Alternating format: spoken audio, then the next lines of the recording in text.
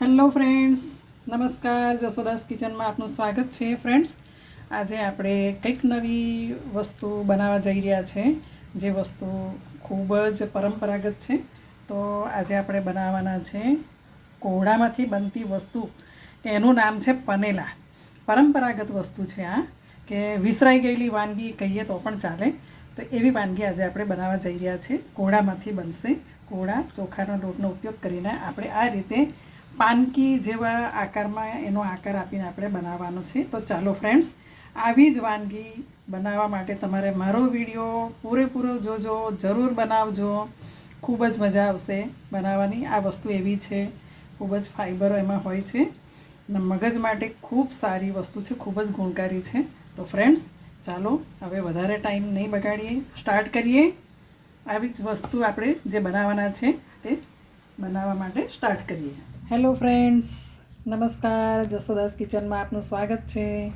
ચલો ફ્રેન્ડ્સ, આજે કંઈક નવી રેસીપી લઈને હું તમારી જોડે શેર કરવા આવી છું. તો આજે આપણે બનાવવાના છે એકદમ ટ્રેડિશનલ વાનગી, જે પરંપરાગત વિસરાઈ ગયેલી વાનગી એવું કહીએ તો ચાલે. તો આ આપણે કોળું, ઇંગ્લિશમાં પમ્પકિન, એની રેસીપી આજે આપણે બનાવવાના છે. ખૂબ જ સરસ, ખૂબ જ ટેસ્ટી, ખૂબ સારી લાગે છે. તો કદાચ બનતી પણ હશે કોઈકના ઘરમાં.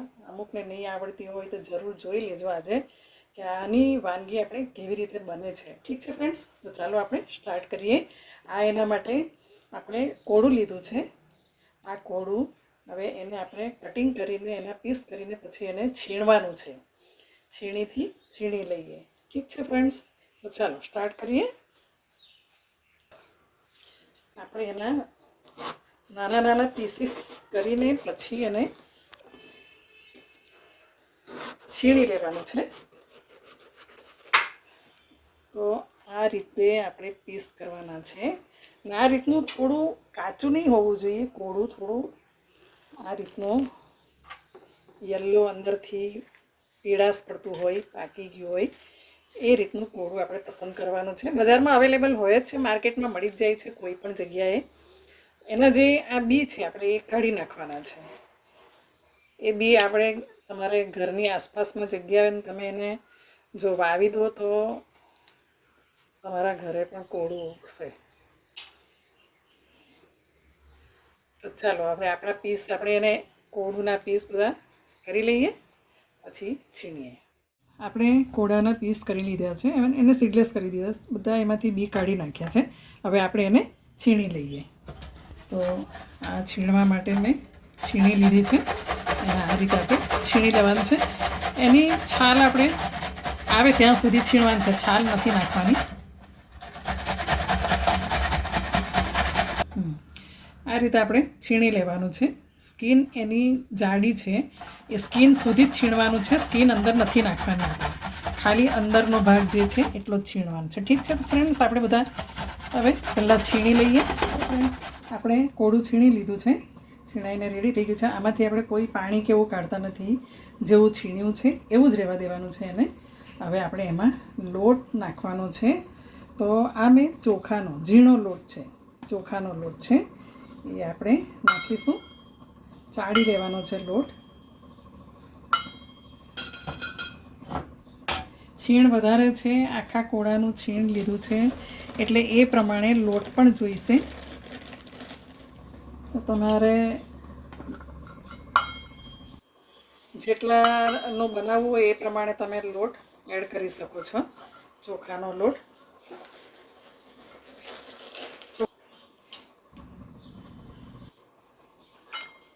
ચોખાનો લોટ આપણે આ લગભગ મેં 2 કપ જેવો લીધો છે. 2 કપ.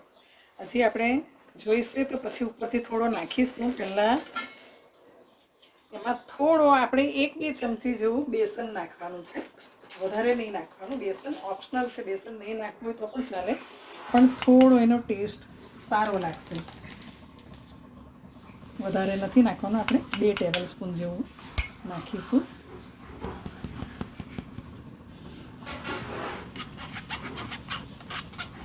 આ વાનગી ખરેખર એકવાર તો બનાવીને ખાવું જ જોઈએ, વરસમાં એકવાર. આનું નામ છે ગુજરાતીમાં પનેલા. આ સાઉથ ઇન્ડિયામાં પણ બને છે. આને આપણે ફણસીના પાનમાં બનાવીએ, અથવા ફણસીના પાન જો અવેલેબલ નહીં મળે તો તમે કેળના પાનનો પણ ઉપયોગ કરી શકો છો, એમાં પણ બનાવી શકો છો. આપણે લોટ ચાળી લીધો છે, જોઈએ તો પછી નાખીશું, પણ પહેલાં જોઈ લઈએ. હવે એમાં આપણે મસાલા કરી દઈએ. પહેલાં તો આપણે 1 ટેબલ સ્પૂન જેટલું જ, વધારે નથી નાખવાનું, પણ ખાલી ટેસ્ટ એનો થોડો સારો લાગે એના માટે 1 નાની ચમચી જેટલું જ દહીં નાખવાનું છે, વધારે નહીં. હવે આપણે એમાં મસાલા કરી દઈએ. આ મેં 1 ટેબલ સ્પૂન લાલ મરચું, કાશ્મીરી લાલ મરચું લીધું છે. 1 ટેબલ સ્પૂન આપણે હળદર લઈશું, 1 ટેબલ સ્પૂન ધાણા જીરું પાવડર, અને અડધી ચમચી આપણે ગરમ મસાલો છે.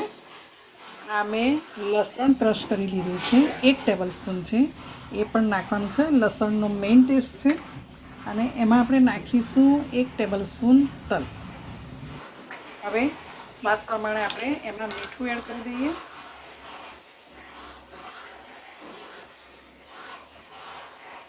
મીઠું તમારા સ્વાદ પ્રમાણે નાખવાનું છે.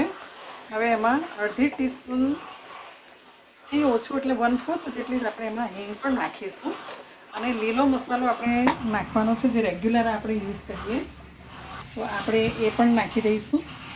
એ લગભગ આપણે 1 થી 2 ચમચી, મતલબ કે 2 ટેબલ સ્પૂન જેવું લીલો મસાલો નાખ્યો છે, લીલી ચટણી. હવે એમાં આપણે ગોળ નાખીશું, થોડો ટેસ્ટ કરવા માટે. તો આ મેં લગભગ 50 ગ્રામ જેવો ગોળ લીધો છે. જો કોળું તમારે મીઠું હોય, કોળાનો ટેસ્ટ કરી લેવાનો. આમ તો એનો બ્લેન્ડ ટેસ્ટ જ હોય છે, પણ તો પણ એમાં થોડી મીઠાશ હોય છે, તો તે પ્રમાણે તમારે ગળ પણ નાખવાનું છે, ચાખીને પછી. આ હમણાં મેં 50 ગ્રામ જેવો ગોળ લીધો છે.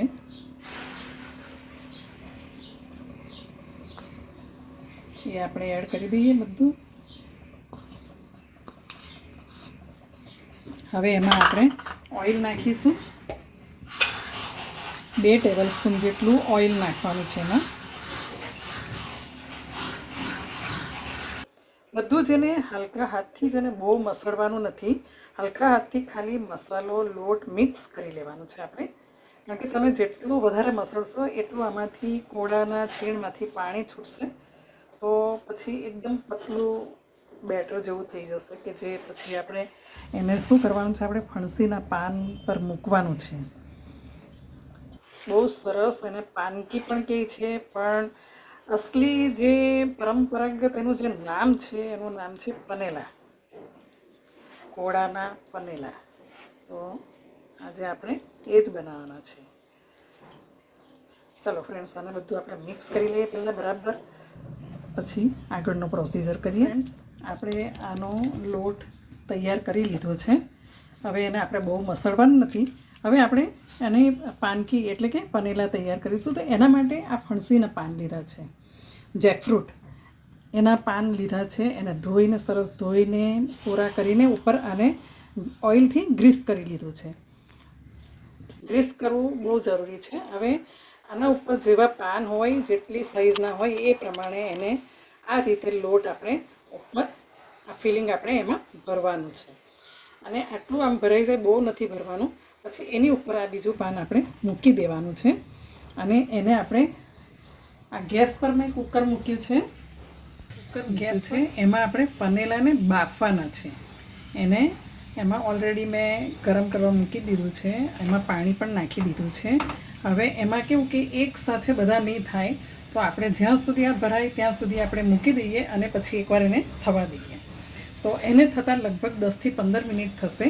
તો આ પાણી ઓલરેડી ગરમ થઈ ગયું છે, એટલે એમાં આપણે ફટાફટ બનાવીને મૂકી દઈએ ફ્રેન્ડ્સ. ઠીક, આવી રીતે બધા બનાવીને મૂકી દઈએ છીએ. જો ફ્રેન્ડ્સ, આપણે પનેલા મૂકી દીધા છે કુકરમાં. હમણાં અડધા જ મૂક્યા છે, કારણ કે ફૂલ નથી ભરવાના, નહીં તો એમાં શું થશે, પછી કાચા રહી જશે, ચડશે નહીં. તો હવે આપણે જે અડધો ઘાણ મૂક્યો છે એમાં પાંદડામાં ભરીને, તો હવે એને થવા દઈએ આપણે 10 થી 15 મિનિટ સુધી. પછી બીજું મૂકીશું. ફ્રેન્ડ્સ, આપણે હવે પનેલા ચેક કરી લઈએ. 15 મિનિટ થઈ ગઈ છે. તો આ આપણા પનેલા થઈ જ ગયા છે. થોડું ચપ્પુ મારીને જોઈ લઈએ આપણે. જો થઈ જ ગયા છે. તો આપણે હવે એને કાઢી લઈએ. એક એક કરીને આપણે એને એક ડીશમાં આપણે કાઢી લઈશું.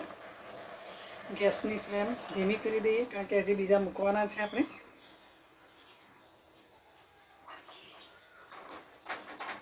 એક એક કરીને આવી રીતે આપણે ડીશમાં કાઢી લઈએ છીએ.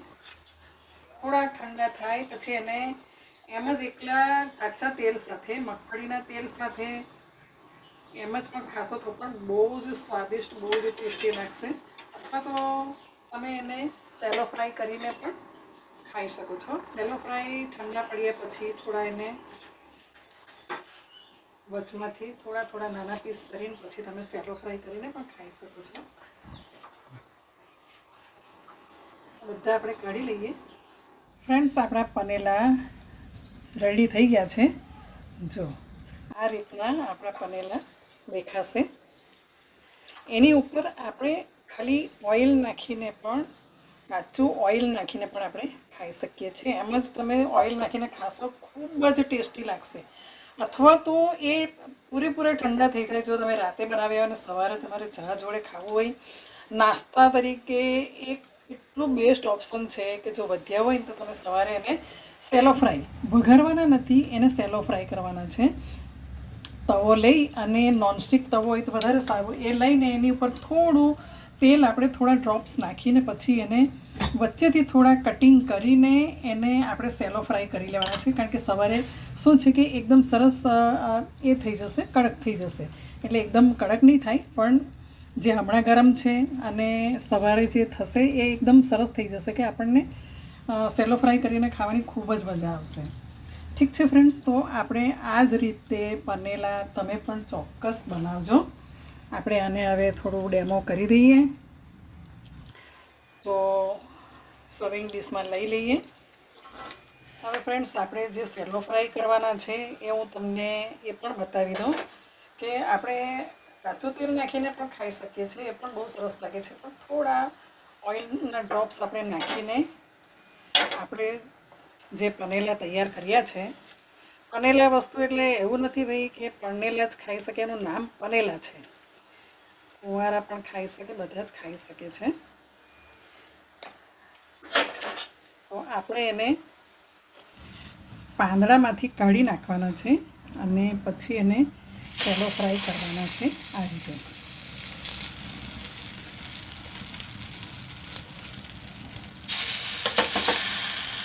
તમને આ રીતે ભાવતા હોય તો તમે આ રીતે પણ રેડી કરીને ખાઈ શકો છો.